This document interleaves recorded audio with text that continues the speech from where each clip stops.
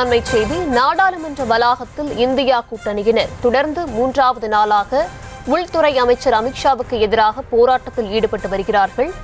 விவரங்களை தர இருக்கிறார் செய்தியாளர் ராஜேஷ். தொடர்ந்து மூன்றாவது நாளாக எதிர்க்கட்சியினர் இந்த போராட்டத்தில் ஈடுபட்டு வருகிறார்கள். விவரங்களை வழங்கலாம். வணக்கம். நாடாளுமன்ற வளாகத்தில் மூன்றாவது நாளாக போராட்டம் நடைபெறுகிறது.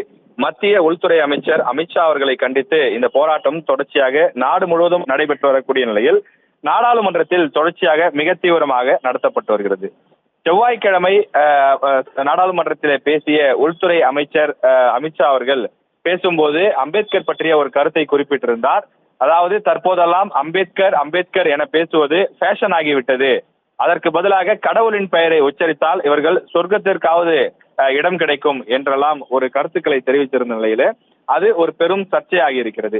அம்பேத்கரை குறைத்து மதிப்பிட்டு அல்லது அவரை அவமதிக்கக்கூடிய வகையிலே, அவரது பெருமைகளை சிறுமைப்படுத்தக்கூடிய வகையிலே அமித்ஷாவினுடைய கருத்து அமைந்திருக்கிறது என எதிர்க்கட்சிகள், குறிப்பாக இந்தியா கூட்டணியில் இருக்கக்கூடிய திமுக, காங்கிரஸ் உள்ளிட்ட பல்வேறு கட்சிகளும் இதற்கு எதிர்ப்பு தெரிவித்து வருகிறார்கள்.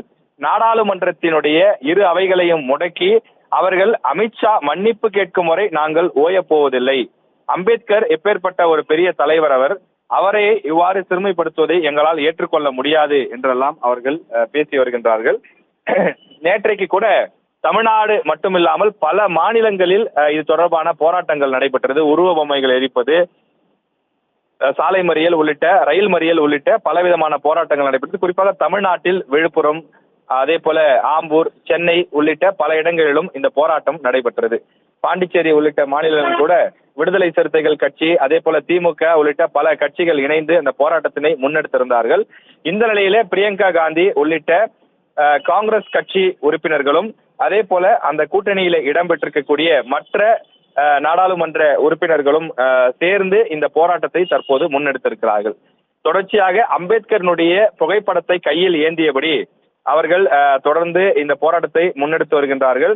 அமித்ஷா அவர்களுக்கு எதிர்ப்பு தெரிவிக்கக்கூடிய வகையிலும் அம்பேத்கரினுடைய புகழ் ஓங்க வேண்டும் என்ற வகையிலும் கோஷங்கள் எழுப்பப்பட்டு வருகின்றது. தொடர்ந்து டெல்லியில் மூன்றாவது நாளாக போராட்டம் நடைபெற்று வரக்கூடிய நிலையில் இந்த நாடாளுமன்ற இந்த குளிர்கால கூட்டத்தொடர் பாதிக்கப்பட்டிருக்கிறது. தொடர்ந்து இதற்கு ஒரு தீர்வு காண வேண்டும் என்று சொன்னால் அமித்ஷா இதற்கு மன்னிப்பு கேட்க வேண்டும். நேற்றைய தினம் பேசும்போது குறிப்பிட்டு சொல்லியிருந்தார்கள், அம்பேத்கரை பற்றிய ஒரு புரிதல் இல்லாத இவர் அமைச்சரவையில் இனியும் நீடிக்க கூடாது, அமைச்சரவையிலிருந்து அவர் விலக வேண்டும் என்றெல்லாம் கூட பல்வேறு இந்தியா கூட்டணி தலைவர்கள் பேட்டி கொடுத்திருந்தார்கள். சமூக வலைதளங்கள் வாயிலாகவும் பல்வேறு கருத்துக்களை பதிவிட்டு வருகிறார்கள். இந்த நிலையிலே மூன்றாவது நாளாக டெல்லியில் பாராளுமன்ற வளாகத்திற்கு வெளியிலே போராட்டம் நீடித்து வருகிறது.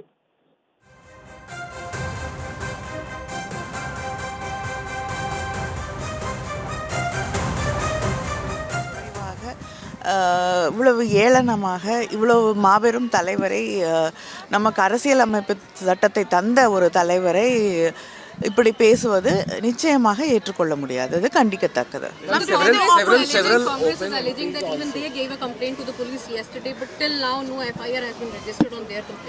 Yes, that is what exactly we are saying, that he was manhandled, and when we walked in also we were pushed and there was a lot of manhandling, and nobody has taken any action against that. Yeah, thank you. நாடாளுமன்ற வளாகத்தில் India கூட்டணியினர் இன்றும் போராட்டத்தில் ஈடுபட்டு வரும் நிலையில் MP Kanimozhi அளித்த பேட்டியையும் பார்த்தோம். விவரங்களை வழங்கியமைக்கு நன்றி ராஜேஷ்.